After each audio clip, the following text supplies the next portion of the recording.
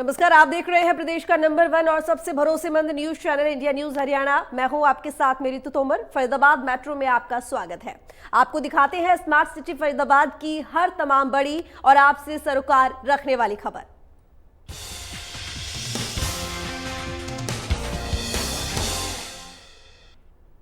Bulletin की शुरुआत करेंगे। फरीदाबाद में नगर निगम के भ्रष्टाचार को लेकर एनआईटी के विधायक नीरज शर्मा ने एक अनोखी प्रतिज्ञा ली है। निगम में हुए 200 करोड़ के घोटाले के मामले में जब तक कोई कार्रवाई नहीं होती, वे सिले हुए कपड़े और जूते चप्पल नहीं पहनेंगे। इंडिया न्यूज हरियाणा से खास बातचीत उन्होंने की, देखिए रिपोर्ट।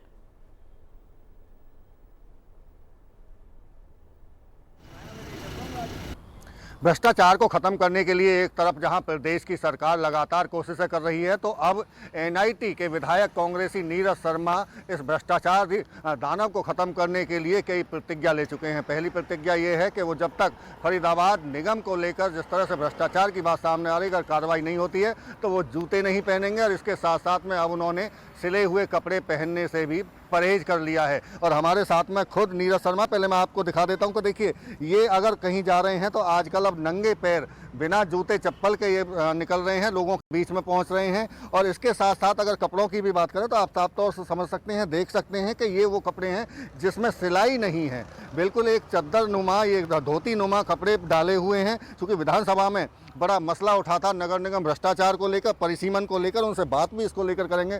विधायक जी, भ्रष्टाचार को लेकर ये क्या प्रतिज्ञाएं कर रहे हैं आप? क्या लगता है आपको सरकार से, जिस तरह से आपने कहा, सरकार आपको इन कपड़ों को दोबारा से त्यागने के लिए कह देगी और काम हो जाएगा आपका?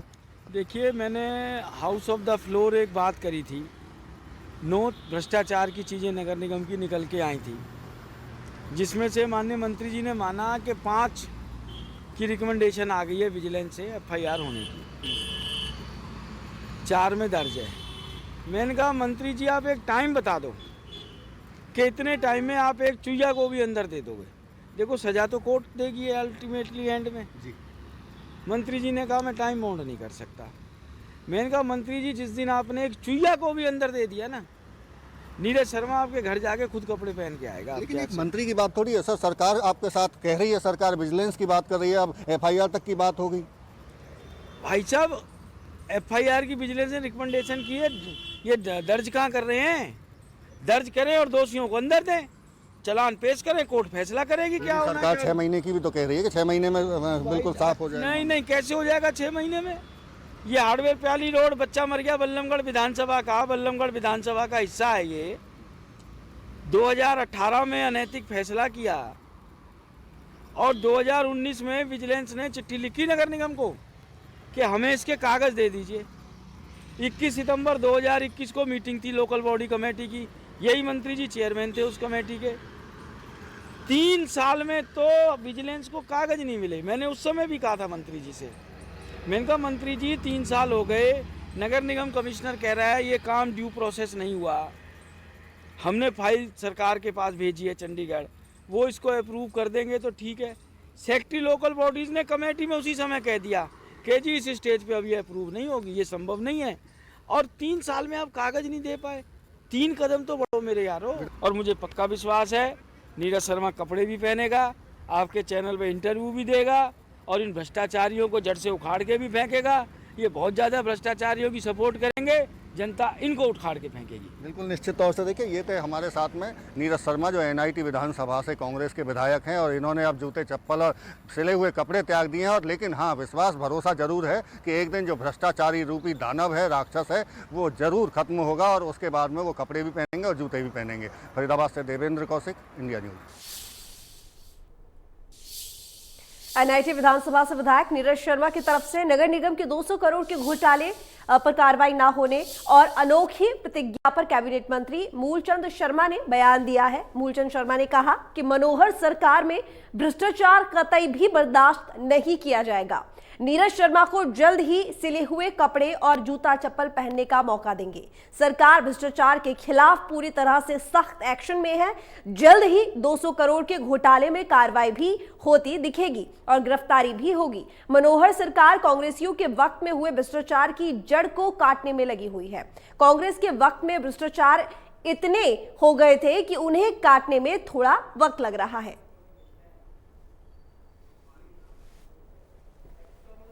हाउस ऑफ द फ्लोर एक बात करी थी, 9 भ्रष्टाचार की चीज़ें नगर निगम की निकल के आई थी, जिसमें से माननीय मंत्री जी ने माना कि 5 की रिकमेंडेशन आ गई है विजिलेंस से FIR होने की,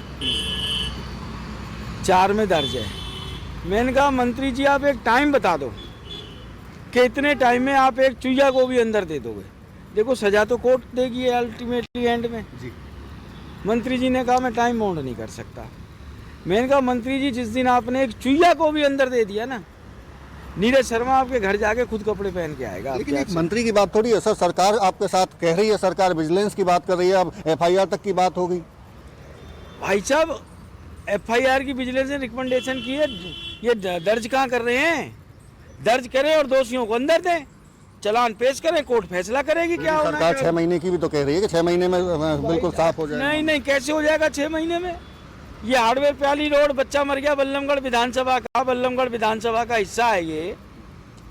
2018 में अनैतिक फैसला किया और 2019 में विजिलेंस ने चिट्ठी लिखी नगर निगम को कि हमें इसके कागज दे दीजिए। 21 सितंबर 2021 को मीटिंग थी लोकल बॉडी कमेटी की, यही मंत्री जी चेयरमैन थे उस कमेटी के।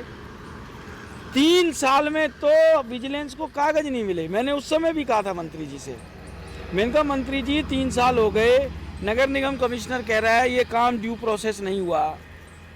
हमने फाइल सरकार के पास भेजी है चंडीगढ़, वो इसको अप्रूव कर देंगे तो ठीक है। सेक्रेटरी लोकल बॉडीज ने कमेटी में उसी समय कह दिया कि जी इस स्टेज पे अभी अप्रूव नहीं होगी, ये संभव नहीं है। और 3 साल में आप कागज नहीं दे पाए। 3 कदम तो बढ़ो मेरे यारो। और मुझे पक्का विश्वास है नीरज शर्मा कपड़े भी पहनेगा, आपके चैनल पे इंटरव्यू भी देगा और इन भ्रष्टाचारियों को जड़ से उखाड़ के भी फेंकेगा। ये बहुत ज़्यादा भ्रष्टाचारियों की सपोर्ट करेंगे, जनता इनको उखाड़ के फेंकेगी। सबसे पहले करेक्शन ये करूंगा, ये बल्लौड़ का मुद्दा नहीं है, ये MCF फरीदाबाद का मुद्दा है। और इसमें चाहे बल्लौड़ हो, चाहे NIT हो, चाहे बडकल हो, चाहे तिगराम हो, कि बार बार जो बल्लौड़ का नाम लिया जाता है, बल्लौड़ में है जो भी है, पर ये पूरी फरीदाबाद का जो मामला जो नीरज विधायक जी ने कहा है, ये फरीदाबाद का है। और जहां इस तरह के आरोप लगे हैं भाई ये 200 करोड़ का है, ये तो इंक्वायरी के बाद पता लगेगी ये 200 करोड़ का है, ये कितने का है, इंक्वायरी के बाद पता होगा। सर सवाल यहाँ बीच में यही तो है कि आप बार बार सरकार कह रही है इंक्वायरी हो रही है, विजिलेंस जांच कर रही है, आखिर ये जांच कब तक चलेगी? क्योंकि हालांकि विधानसभा में कह दिया गया है कि रिपोर्ट पेश हो गई है विजिलेंस की तरफ से, तो अब तो एक कार्रवाई हो जानी चाहिए। प्रदेश के मुख्यमंत्री मनोहर लाल जी के नेतृत्व में कोई भी भ्रष्टाचारी बच नहीं सकता, चाहे कोई किसी दल का हो, कोई किसी बल का हो, क्या कितना ही ताकतवर आदमी हो। और प्रदेश में मनोहर जी मुख्यमंत्री जी के नेतृत्व में ऐतिहासिक रिकॉर्ड करे हैं और भ्रष्टाचारी पर लगाम लगाना है। देश के प्रधानमंत्री नरेंद्र मोदी जी ने भी जो भ्रष्टाचार की जो कांग्रेस के समय में जो बू आती थी और कांग्रेस के जमाने में जो भ्रष्टाचार की थी, हमने उसको लगाम लगाने का काम करा है। और मुख्यमंत्री जी ने विधानसभा में कहा है दूध का दूध पानी का पानी होगा। और जो भी दोषी हैं उनके खिलाफ FIR दर्ज हो चुकी है, FIR दर्ज हुई है, उसकी जल्दी उनकी जो भी दोषी होंगे उनकी गिरफ्तारी। फरीदाबाद में मुख्यमंत्री की आगामी 27 तारीख को होने वाली रैली को लेकर जिले के सभी विधायकों और कैबिनेट मंत्री मूलचंद शर्मा ने प्रेस वार्ता की। इस मौके पर उनके साथ विधायक नयनपाल रावत, विधायक नरेंद्र गुप्ता, विधायक सीमा त्रिखा और विधायक राजेश नागर मौजूद रहे, जिसमें मूलचंद शर्मा ने कहा कि आगामी 27 तारीख को मुख्यमंत्री मनोहर लाल फरीदाबाद में प्रगति रैली को संबोधित करेंगे। इसके साथ ही उन्होंने कांग्रेस को भी आड़े हाथों लिया और कहा कि मुख्यमंत्री मनोहर लाल की ही देन है कि फरीदाबाद के साथ साथ पूरे हरियाणा का समान विकास हो रहा है। 27 तारीख को 5:30 बजे प्रदेश के मुख्यमंत्री मनोहर लाल जी और तिगाम की अनाज मंडी में ऐतिहासिक प्रगति रैली को संबोधन करेंगे। और तिगाम हमारा ऐतिहासिक गांव है और सबसे बड़ा गांव है। और राजेश नागर हमारे विधायक है तिगाम से, ये संयोजक है। हम सारे विधायक साथी, भाई नयनपाल जी भी हैं, भाई नरेंद्र बहन, छोटी बहन सीमा त्रिखा, हम सभी केंद्रीय मंत्री कृष्णपाल गुर्जर जी, गोपाल शर्मा जिला अध्यक्ष, RS सिंह जी, भाई मूलचंद, हम सब मिलके संगठन के तमाम साथी मिलके उस रैली को सफल बनाएंगे और फरीदाबाद के विकास के लिए हम मुख्यमंत्री जो लोगों की मांग है, जो लोगों ने मांग रखी है, मुख्यमंत्री से मांग करेंगे कि जिले का विकास के लिए, ऐतिहासिक विकास के लिए मुख्यमंत्री पैसे देंगे और हम रैली को सब मिलकर, जिले के सब साथी मिलकर इसको काम करेंगे। देखिए, माननीय मुख्यमंत्री मनोहर लाल जी 27 तारीख को 5 बजे तिगांव की अनाज मंडी में आ रहे हैं और जो एक जिले की रैली को संबोधित करेंगे और सभी क्षेत्र के जो विधायक हैं उन्होंने अपनी अपनी डिमांड भेज दी हैं और मैंने भी सबसे जो बड़ी मांग है मेरी, क्योंकि पटना एक इंडस्ट्रियल एरिया है, बहुत ज़्यादा वर्कर्स का आना जाना होता है, इंडस्ट्रीज वहाँ पर हमारे रहते हैं, तो मेट्रो को जो है ना इसका विस्तार किया जाए और मेट्रो को पटना तक कम से कम जो है ना इसका विस्तार करके मेट्रो को पटना तक ले जाया जाए। इसके अलावा एक जवान गाँव में केंद्रीय विद्यालय के जो एक शाखा का हमने जो ना एक अनुमोदन उनसे किया है कि एक शाखा वहाँ केंद्रीय विद्यालय की बनाई जाए, क्योंकि बड़ा क्षेत्र है और बहुत सारी चीज़ों की वहाँ सुविधा है, तो ये केंद्रीय विद्यालय आने से युवाओं को, बच्चों को पढ़ने में आसानी होगी। तो आगामी 27 मार्च को मुख्यमंत्री मनोहर लाल तिगांव विधानसभा में विधायक राजेश नागर के सौजन्य से आयोजित होने वाली हरियाणा प्रगति रैली में शिरकत करने जा रहे हैं। इस बात की जानकारी तिगांव विधानसभा क्षेत्र के विधायक राजेश नागर ने आज एक प्रेस वार्ता के जरिए दी। विधायक राजेश नागर ने कहा कि इस रैली में मुख्यमंत्री द्वारा क्षेत्र के विकास के लिए करोड़ों के विकास कार्यों की घोषणा की जाएगी। इस रैली के आयोजन को लेकर स्थानीय लोगों में भी भारी उत्साह देखा जा रहा है।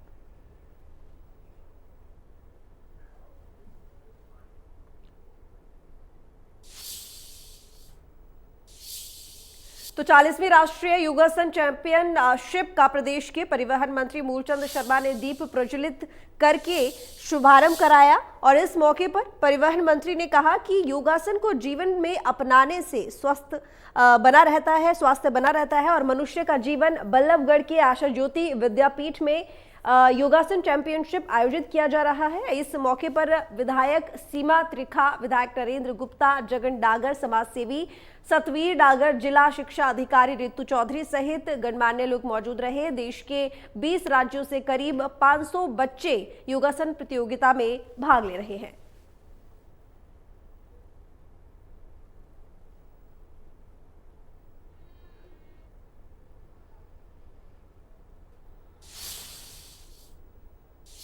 पेट्रोल और डीजल के दामों में आज भी लगभग 80 पैसे की बढ़ोतरी हुई है। बढ़ते पेट्रोल डीजल के दाम से वाहन चालक खासे परेशान है। बढ़ती महंगाई को लेकर आम जनता मायूस दिखाई दे रही है। हमारे संवाददाता राजेंद्र कुमार ने महंगाई को लेकर लोगों से बातचीत की है। देखिए क्या कहना है पब्लिक का। पेट्रोल और डीजल के दाम लगातार बढ़ रहे हैं और कहीं ना कहीं आज भी 80 पैसे का इजाफा पेट्रोल और डीजल के दामों में हुआ। आप देख सकते हैं यहाँ पर बाकायदा रेट लिखे हुए हैं। 98.61 पैसे जो है पेट्रोल के हैं और 89.83 पैसे डीजल के रेट हुए हैं। तो कहीं ना कहीं कल से और अब में 80 पैसे का फ़र्क पेट्रोल और डीजल के दामों में आया है। यहाँ पर हमारे साथ कुछ वाहन चालक हैं, इनसे भी हम जान लेते हैं। भाई साहब, क्या नाम है आपका? मोहित जी, कितना फर्क पड़ रहा है लगातार पेट्रोल दिन पे दिन बढ़ता जा रहा भाई जी, दिन पे दिन पेट्रोल। कितना फर्क पड़ता है आपकी दिनचर्या पे? जैसे मान लीजिए काफ़ी फर्क पड़ता हो तो बहुत ज़्यादा फर्क पड़ता भैया, बहुत ज़्यादा फर्क। बिल्कुल। तो इसके दामों में मतलब कम करना चाहिए सरकार को? हाँ बिल्कुल कम होना चाहिए। तो कहीं ना कहीं कम होना चाहिए। आप देख सकते हैं तमाम जो वाहन चालक हैं वो यहाँ पर तेल डलवा रहे हैं और हमारे साथ यहाँ पर हैं ये, इनसे भी हम जान लेते हैं। तेल और पेट्रोल के पैसे बढ़ रहे हैं आए दिन, 80 पैसे आज भी बढ़े हैं। क्या कहेंगे, कितना फर्क पड़ता है? वो तो बढ़ेगा ही बढ़ेगा, से लड़ाई चल रही है तो उसको क्या कह सकते हैं। बाकी है तो कमी है, क्या करें वो इस मत ही बताओ। मतलब घटाना चाहिए सर? घटाना चाहिए तेल तो, क्योंकि महंगाई तो बढ़ेगी, हर चीज़ ही बढ़ेगी। और भी हमारे साथ यहाँ पर, इनसे भी हम जान लेते हैं। लगातार जिस तरीके से जो पेट्रोल और डीजल के दाम बढ़ रहे हैं, भाई साहब कितने पैसे बढ़े हैं पेट्रोल और डीजल के दामों में? 80 पैसे बढ़ रहे हैं 3 बार से। 3 बार से? हाँ। तो क्या मानते हैं कितना फर्क इससे महंगाई पर पड़ेगा? काफ़ी ज़्यादा पड़ेगा, काफ़ी ज़्यादा फर्क पड़ेगा। किस चीज़ पे फर्क पड़ना है इससे? हर चीज़ पे पड़ जाएगा, ट्रांसपोर्ट पे पड़ जाएगा, बाकी सब्जियां वगैरह आती हैं उन पे भी पड़ेगा, हर चीज़ पे किराया पड़ जाएगा ऑटो का। तो क्या सरकार को इस पे संज्ञान लेना चाहिए? बिल्कुल लेना चाहिए, कम करना चाहिए। बिल्कुल बिल्कुल। तो कहीं ना कहीं कम करने चाहिए डीजल के और पेट्रोल के दाम। तो लगातार जो है बढ़ोतरी इनमें की जा रही है, तो कहीं ना कहीं लोगों के लिए परेशानी का सबब बनती जा रही है और महंगाई भी इससे चरम पर पहुंचने के आसार हैं। क्योंकि जिस तरीके से लगातार पेट्रोल और डीजल के दामों में बढ़ोतरी की जा रही है, तो कहीं ना कहीं उससे तमाम जो सब्जियों के दाम हैं या जो भी खाने पीने की सामग्री है, अन्य सामान है, उस पर महंगाई आना संभव है, क्योंकि जब ट्रांसपोर्टेशन बढ़ेगा तो जो सामान है बाज़ार का उस पे उसकी कीमतों में भी ज़रूर जो है इजाफा यहाँ पर होगा। तो कहीं ना कहीं बढ़ती महंगाई और बढ़ते पेट्रोल डीजल के दाम लोगों के लिए परेशानी का सबब बने हुए हैं। फरीदाबाद से इंडिया न्यूज़ के लिए राजेंद्र दहिया। पेट्रोल, डीजल और एलपीजी के लगातार दाम बढ़ने पर कांग्रेस कार्यकर्ताओं ने जिला सचिवालय पर महंगाई के विरोध में प्रदर्शन किया है। कांग्रेसी कार्यकर्ताओं का कहना है कि मोदी सरकार में महंगाई लगातार बढ़ रही है। केंद्र की सरकार को घेरते हुए कार्यकर्ताओं ने कहा कि डीजल, पेट्रोल और गैस के दाम बढ़ने से आम आदमी की जेब पर भार पड़ रहा है, जिसकी वजह से लोग परेशान हैं। कांग्रेसी कार्यकर्ताओं ने न केवल महंगाई के मुद्दे पर घेरा, बल्कि बेरोजगारी और अन्य मुद्दों पर भी सरकार की आलोचना की। कि जो महंगाई की मार इस प्रदेश की जनता झेल रही है, उसके विरोध में आज जिला कांग्रेस फरीदाबाद के सभी नेताओं ने जिला उपायुक्त महोदय को ज्ञापन सौंपा है। अभी अभी में आप सबको अच्छी तरह से मालूम है 50 रुपये गैस के रेट बढ़ाए हैं, पेट्रोल और डीजल के दाम बढ़ाए हैं। महंगाई जो इस तरह से बढ़ रही है, कांग्रेस के राज में 400 रुपये का सिलेंडर 400 रुपये का सिलेंडर होता था, आज 950 रुपये का जो सिलेंडर हुआ है उसके खिलाफ आज प्रदर्शन किया है कांग्रेस पार्टी ने। और जब तक ये जोर जुल्म की सरकार चलती रहेगी, कांग्रेस पार्टी का एक एक कार्यकर्ता इस सरकार के खिलाफ लड़ाई लड़ता रहेगा। तो वहीं हरियाणा कर्मचारी महासंघ से जुड़ी बिजली कर्मचारियों की एकमात्र संघर्षरत यूनियन HSEB वर्कर यूनियन के बैनर तले लगातार पिछले 16 दिनों से प्रदर्शन कर रहे हैं। कर्मचारियों ने शुक्रवार को बिजली निगम की सभी डिवीजनों पर अपने निर्दोष कर्मचारी साथी जेई माजिद खान की बहाली की मांग को लेकर दिन भर बिजली दफ्तरों पर गरजते हुए अपना विरोध जताया। ये सभी विरोध प्रदर्शन सर्कल सचिव संतराम लांबा और केंद्रीय कमेटी के नेता सतीश झापड़ी के नेतृत्व में किए गए। कर्मचारी नेताओं ने निगम के अड़ियल अधिकारियों पर आरोप लगाते हुए बताया कि एक तो महकमे में पहले से ही कर्मचारियों की भारी कमी और ऊपर से ये अधिकारियों अपने कर्मचारियों को आए दिन परेशान भी करते रहते हैं।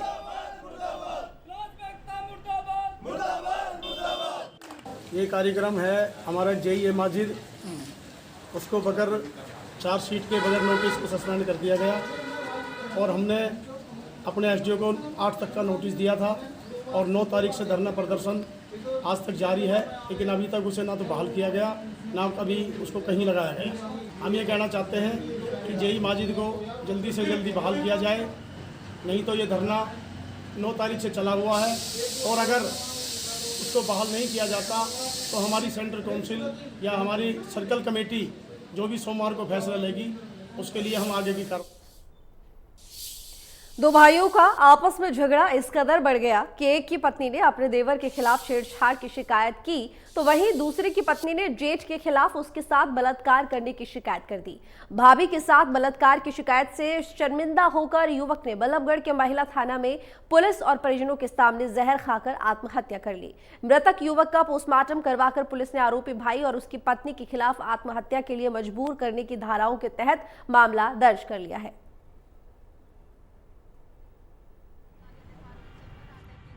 इसमें ये रिंकू और 3 भाई हैं, सबसे बड़ा सुधीर, फिर रिंकू और फिर दीपक। दीपक और रिंकू की आपस में कुछ तू-तू-मैं हो गई थी, जिस कारण रिंकू की पत्नी लवी ने दीपू के खिलाफ एप्लीकेशन दे दी छेड़खानी की और दीपक की पत्नी ने रिंकू के खिलाफ बलात्कार की एप्लीकेशन दे दी थी, जिनको कल समय करीब 11 बजे महिला थाना बल्लभगढ़ में बुलाया गया था और वहाँ पहुँचते ही रिंकू ने कोई जहरीला पदार्थ खा लिया, जिसको तुरंत उसके परिवार वाले लेकर जैनित अस्पताल पहुंचे और वहां से तुरंत ही सरकारी अस्पताल बल्लभगढ़ पहुंचे, जहां पर डॉक्टर साहब ने उनको मृत बता दिया। इस बारे में दीपक और उसकी पत्नी मुस्कान के खिलाफ मुकदमा दर्ज कर दिया गया है। तो वही वल्लभगढ़ के गांव फतेहपुर बिलौच में एक महिला की संदिग्ध परिस्थितियों में मौत हो गई। शव को पोस्टमार्टम के लिए बादशाह खान अस्पताल में भिजवा दिया गया है। मायके पक्ष का आरोप है कि उनकी बेटी की हत्या की गई है। दरअसल मृतक महिला की बड़ी बहन प्रेम की माने तो 2007 में महिला की शादी के 2 साल बाद ही दोनों पक्षों में झगड़ा रहने लगा। उसका पति उसकी छोटी बहन को मारता पीटता था। बीच में उसकी बहन को घर से निकाल भी दिया गया था, लेकिन 24 मार्च को ना जाने क्या हुआ कि उसकी बहन की तबीयत बिगड़ती चली गई और उसे अस्पताल में दाखिल कराया गया और शुक्रवार को महिला की मौत हो गई। हालांकि पुलिस इस मामले में जांच की बात कह रही है।